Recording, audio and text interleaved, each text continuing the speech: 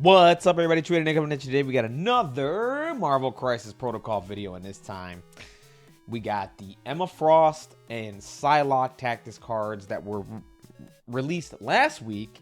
But I didn't get any chance to react to them. I've just been super busy with work and life and all that stuff, and it's just been crazy. So we'll be back on a regular schedule, talking, doing Marvel stuff. I got my life back in order again, so we'll, have the content coming up.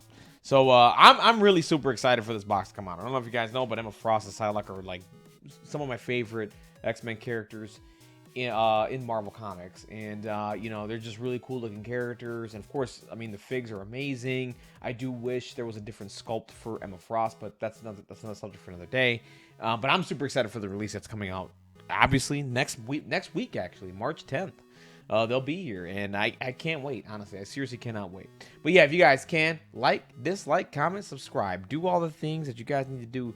And of course, I'm always gonna have Marvel Crisis Protocol content. And the way stuff's been coming out lately, like, man, I can't wait to see what the next releases are. I mean, I know we got MODOK that got announced, right? And we're gonna do MODOK that's coming out in April alongside the Immortal Hulk. And the Immortal Hulk, I'm really excited for. I've been reading that comic lately. And because I've never read the Immortal Hulk, right? A lot of people talked about it. They said it was really good, and they said it was one of Marvel's best comics that they've ever written. And honestly, I've been reading it, and now I can see why. So I'm excited for that character to come out, and I can't wait. Like, this year's releases have just been absolutely spectacular. All right, guys, without further ado, let's get into this. So Grievous Runes basically is getting a reprint. I love the new artwork for Grievous Runes. It's with Sabretooth and Psylocke. Basically, during the character's activation, when an enemy character makes an attack, spend a power, the target is dealt damage by the attack. The target character cannot have damage removed from it this activation. So basically, you just can't heal. And with the uptick in healing factor characters that are really good in this game, Sabretooth, Apex, right? Apex, Sabretooth, and Logan. Of course, X-23 as well as another honorable mention. Lizard too. If you can stop their healing factor, that'd be really cool, right? You can't remove damage at all. They can't use patch up to heal or nothing like that, or an Extremis console. So Grievous Wounds is, I'm glad to see it come back. I mean, I don't know if it was gone. I mean, I guess it got rotated. I don't know. Who knows? But I'm glad to see a reprint for it. So that's really cool. I always thought it was a pretty decent card. Psionic Constructs. Try to say that 10 times fast. When an allied character within 3... Hold on. When an allied character within 3 of an allied Psylocke... Wait, why would they word it? When an allied character within 3 of an allied Psylocke, all I have to say is there's a character, an allied... Anyway. Targets an enemy character with an attack. Psylocke may spend 2 power to play this card. The attacks... Okay. Okay, an enemy character... Targets an enemy character with an attack. Psylocke may spend 2 power to play this card. Okay, so if I'm making an attack and I'm within 3 of Psylocke, I can spend power to play this card. Okay, cool. The attack's type is now Mystic. The allied character may reroll any number of dice during this attack. That's pretty sick, actually. That's actually not bad. For 2 power cost, 2 power cost. Let's say, for example, I make a mistake and I'm within 3 of Logan or something like that. And, Logan does an attack and he's within 3 of Psylocke. Well, Psylocke can go ahead and spend this power, right? Spend this power, make the attack of Mystic Attack, and Logan can re-roll all of his dice. And not just that, Logan can now, let's say, for example, the first attack whips, right? Logan can now teleport within 1 of that character and be out of 3 of Psylocke that next turn. And he can also get back his re-rolls along with this. Wait, hold on. Yeah, he can now, along with this, it's really, really strong. I love this combination here between Psylocke and Logan with this card. It looks really cool. And I can't wait to see. I would love to try this card out to see what it can do. But that's one of the characters I would love to give it to. Like, just here, Logan, here, take it. And you're within 3 of me, and you're missing your rerolls. But the next attack you do, you're gonna get a whole bunch of rerolls, and you're gonna be able to place yourself within 1 and be out of 3 of me. If the first attack didn't do anything, well, guess what? The second attack, I'm gonna get my 2 rerolls along with this. So that's pretty cool. I like the card. Crimson Dawn, unaffiliated, reactive, and it's unaffiliated too, by the way. It's not X-Men or anything like that. Unaffiliated, reactive. When an allied Psylocke flips her stat card to its injured side, she may spend 3 power to play this card. Psylocke gains the superpower shown below. Mark of the Crimson.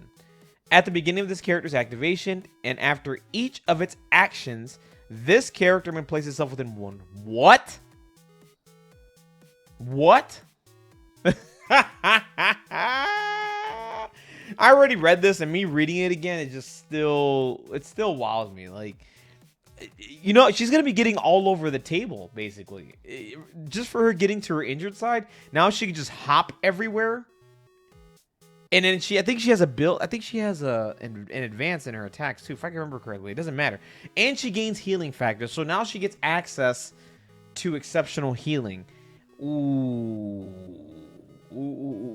This card's got some legs. This card seems kind of, I like it. And I think that's Archangel, by the way, inside the artwork here. Can't tell, but I think that's him, and that's a sign, right? Like, I'm not saying, you know, hey, he's coming out, but yo, Archangel, come on, AMG, let's go. Let's get this character out here. Okay, so that's pretty cool. Let's take a look at Emma Frost, because that was a Psylocke side, right? Now we're getting the Emma Frost side. Headmistress. During Emma Frost's activation, she may spend X power to play this card. For each power spent, an allied Uncanny X-Men character that is not holding an objective token may advance medium. That is really strong.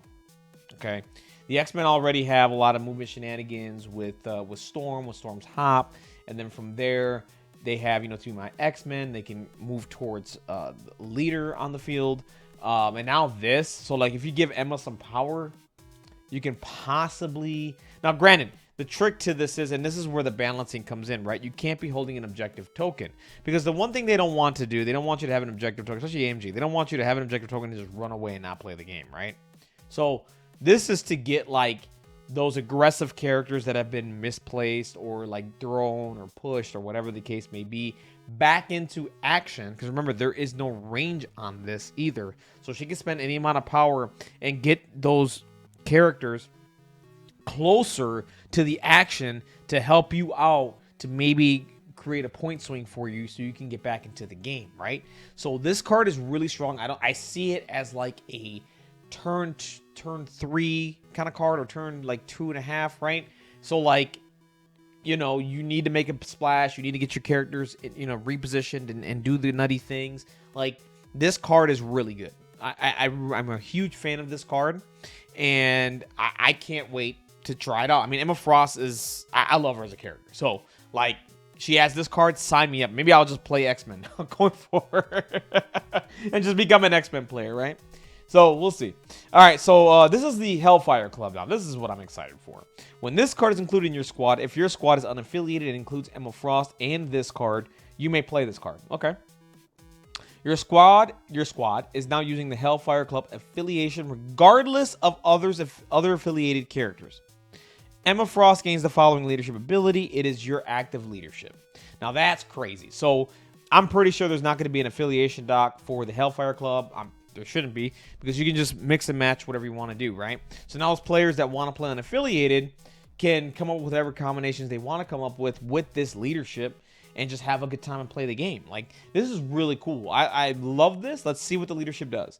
Once per round, at the end of an allied character's activation, Emma Frost may use this leadership ability. When she does, all other allied characters contesting or holding objective tokens gain 1 power and remove 1 damage. This is really good. This is incentivized. This is basically giving you a buff for you playing the game and you scoring points and playing the objective. I like that. That's really cool. And you can also heal the damage and gain a power, so you get you get your power back for spending for the objective, whatever you did.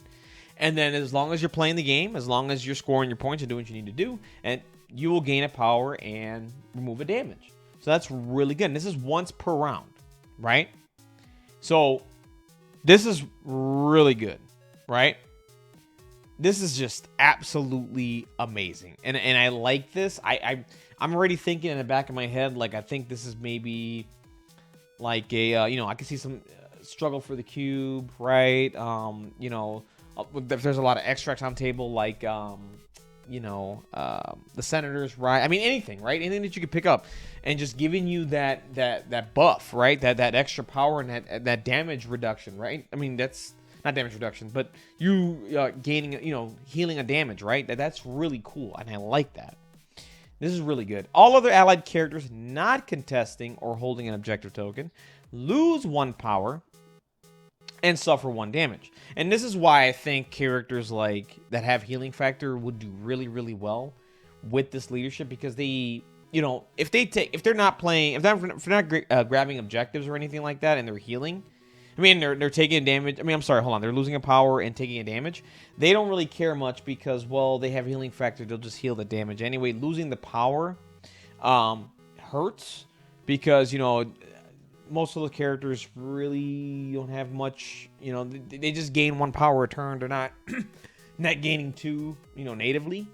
But I don't think they care much because, you know, hey, they'll just heal the damage anyway, because, you know, you're just trying to take yourself close, take yourself 1 step closer away from death anyway. So, yeah, I think healing factor characters would excel well with this leadership, and I think characters that play the objectives well will excel and get the power that they need to do other shenanigans in the game. So that's really cool.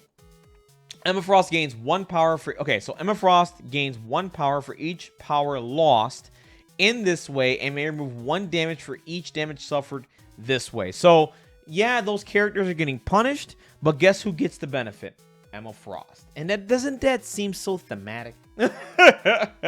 She rakes in everything, right? And that's what I love about this. Like, this leadership, it's like, okay, cool, we're gonna give you a buff for playing the objective. Okay, for the characters that aren't playing the objective and want to, you know, do something or whatever the case may be, they're gonna take this punishment. But yeah, they're taking this punishment, but Emma Frost is reaping the benefits. Now she's gonna heal, and now she's gonna gain power. Now she's gonna be able to do her shenanigans. So that's really cool. That's really cool. Let's look at Mind Transfer. During Emma Frost's activation, she may spend 4 power to play this card. Choose an enemy character with an activated token within 3 of Emma Frost. Okay. Move an activated token from the chosen character to another enemy character that does not have it within 2 of the chosen character. I like this. I like this. This is a pretty good... This is a fun card. Mind Transfer is a pretty fun card, I think. So, like, you can just find a character with an activated token and then give it to someone else within 2, right? That's pretty cool. Like, let's say, for example, somebody activated before Thanos or something like that. And then you just take the activated token off of the character and then just give it to Thanos. And then now Thanos is activated. I like this card. I actually like this card. This card has legs, I think. This is a really good card. And you're just passing it. Now, granted, that other character can activate, but I guess who cares?